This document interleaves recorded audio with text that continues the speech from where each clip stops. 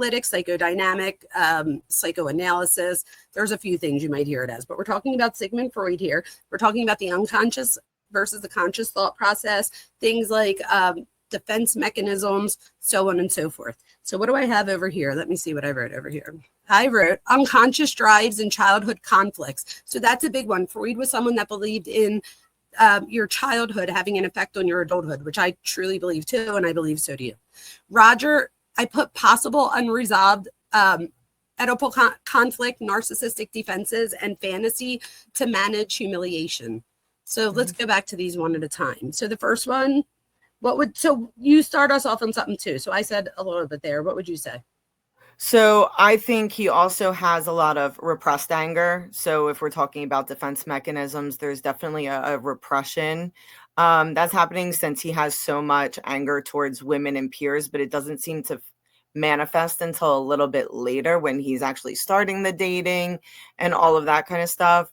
I also said he has some projected blame, and that's why we start to see his behavior change onto women and the chads.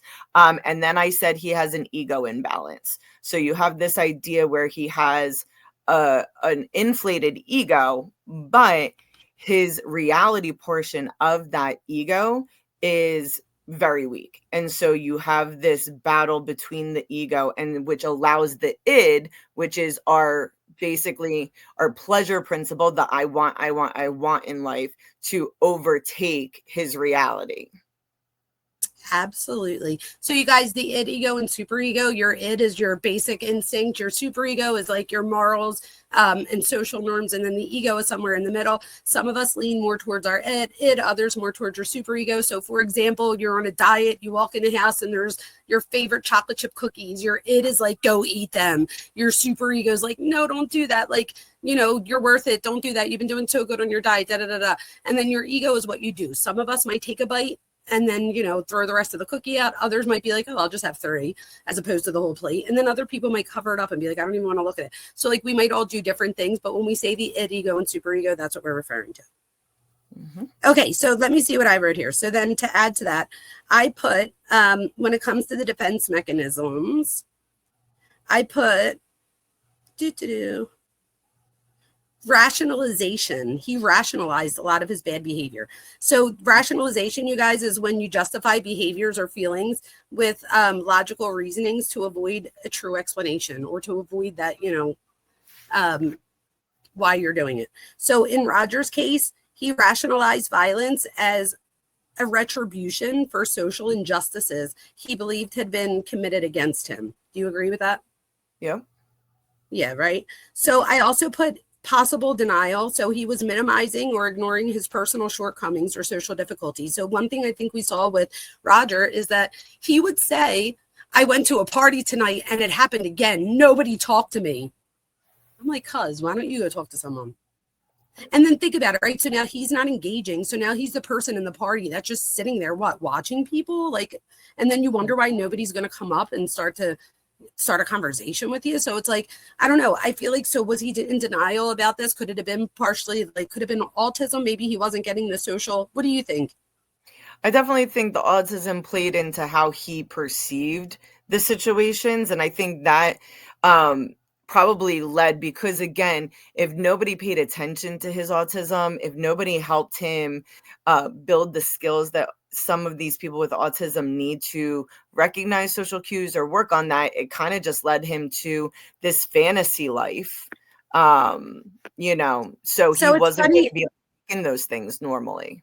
You're right. And it's funny you say that, because I next wrote fantasy, and I said that he retreats into imaginary worlds to escape painful realities or to achieve gratification. In Rodger's case, he fantasized about domination, revenge, and achieving an idealized status where women would worship him and men would envy him, which was an escape from perceived social rejection. So again, everything was everybody else's fault, which we also see with narcissism, right? Yep. Nothing was his fault. It was always somebody else's fault. It was, and we'll see that plays out in his, he, on one hand, he idolizes his dad. And then on the other hand, he hates his dad because he's jealous of him. Mm-hmm. So we see that play out there too.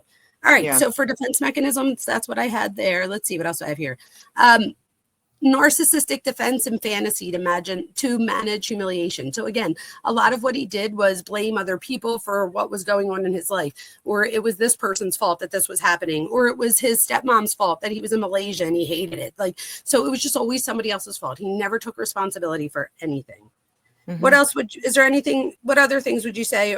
So with the defense mechanisms, I actually thought there was an escalation in his defense mechanisms, like you were talking about, but I almost feel like his rationalization turned into fantasy where he became godlike. That godlike mentality ended up becoming displacement, and that's when his rage went towards society. And then there was this idea of a failed sublimation. So he really couldn't turn all of the frustration that he had into anything creative or pro-social. So he went the opposite way with it, with the displacement. So there was a lot of, I thought, back and forth, but also building on the defense mechanisms. When things started, he noticed that things failed basically for him and was like, these people are crazy. Okay. And that's when the fantasy came in. And then the fantasy got so strong that displacement had to come in, and so on and so on. I totally agree with you. I also, when it came to projection, I put here that he blamed women in society at large for his feelings of inadequacy, perceiving them as conspiring to reject and humiliate him. This is likely reflected on his own self-hatred and insecurities projected outward. So that's pretty much what you said too.